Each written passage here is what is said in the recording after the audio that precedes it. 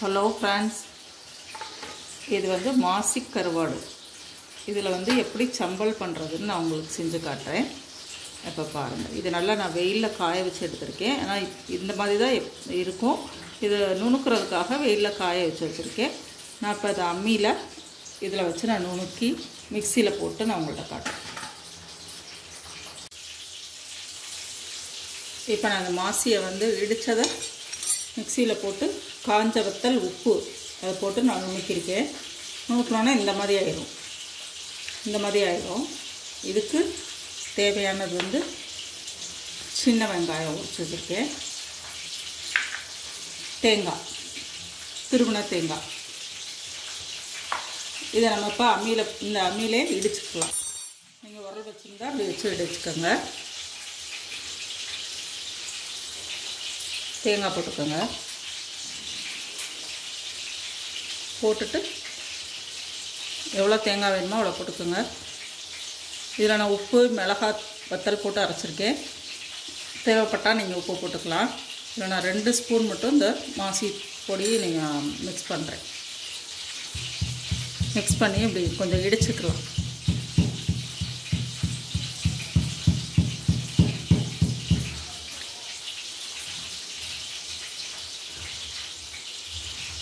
Mix பண்ணி விட்டுட்டு இடிக்கலாம்.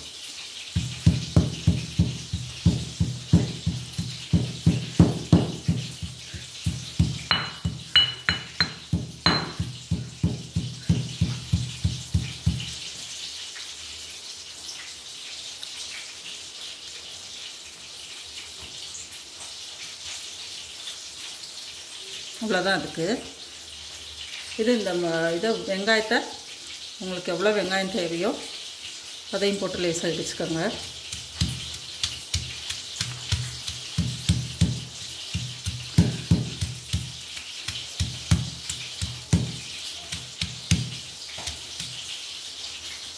சின்ன உரலாக இருக்கனால கீழே சிந்துது. லேசாக இடிச்சா போதும், ரொம்ப வெங்காயத்தை இதாக இருக்கக்கூடாது.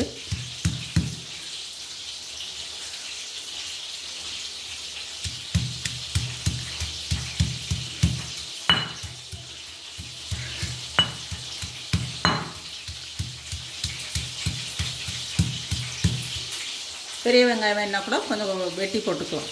போட்டுட்டு கூட இது பண்ணிக்கலாம். சின்ன வெங்காயம் இல்லைன்னா பெரிய வெங்காயம் வெட்டி போட்டுக்கலாம். மாசித்தூள் இன்னும் கொஞ்சம் கூட போட்டுக்கலாம்.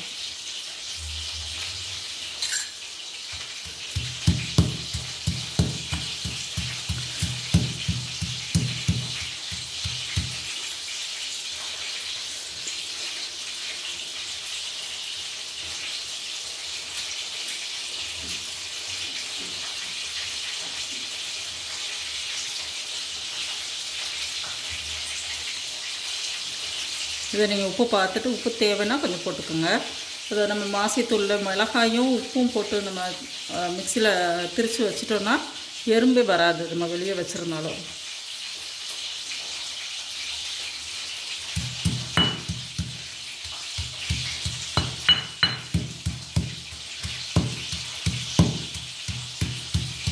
இந்த மாசிக்கருவாடு திருநெல்வேலி, தூத்துக்குடி, சிலோன் இதெல்லாம் ஃபேமஸ்.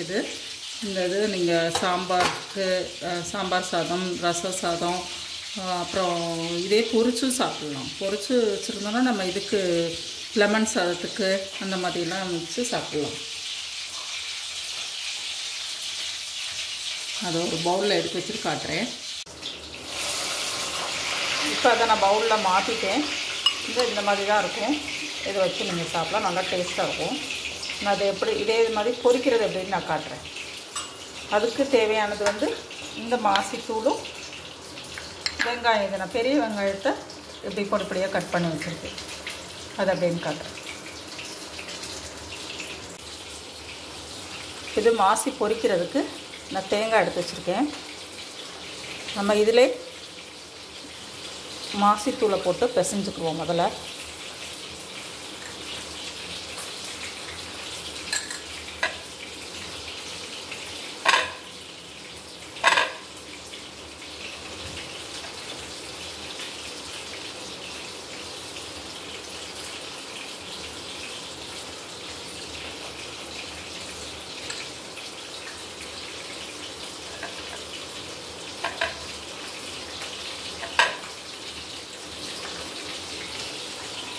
பிசைஞ்சு வச்சுட்டு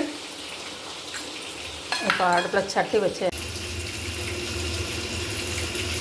இப்போ அடுப்பில் ஒரு சட்டி வச்சு எண்ணெய் ஊற்றிருக்கேன். எண்ணெய் சூடாகிடுச்சு.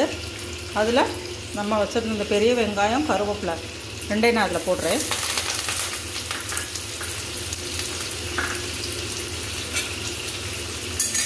இந்த வெங்காயம் நல்லா வதங்கணும்.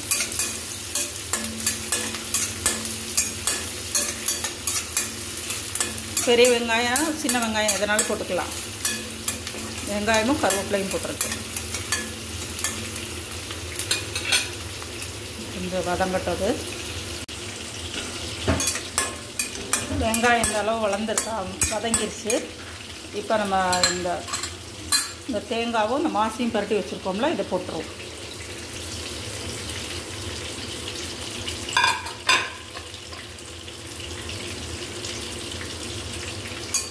உப்பு தேவைப்பட்டால் நீங்கள் போட்டுக்கோங்க.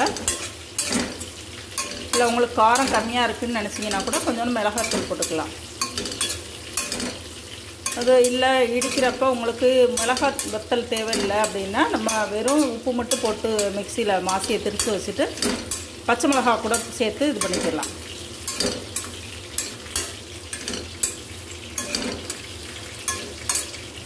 இது கொஞ்சம் நேரம் இந்த எண்ணெயில் நல்லா வதங்கணும். வதங்கணும் எடுப்போம். நல்லா வதங்கிடுச்சு. இப்போ இதையும் ஒரு பவுலுக்கு மாற்றிடலாம்.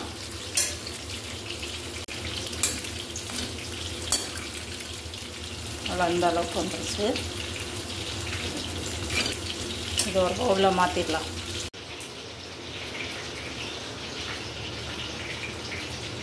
இது நம்ம கையில் இடித்தது.